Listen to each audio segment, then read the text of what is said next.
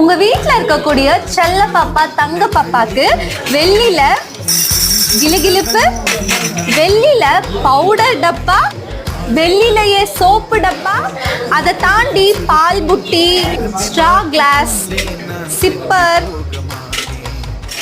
Bowl எல்லாமே ஃபேன்சியாக சூப்பராக வச்சுருக்காங்க.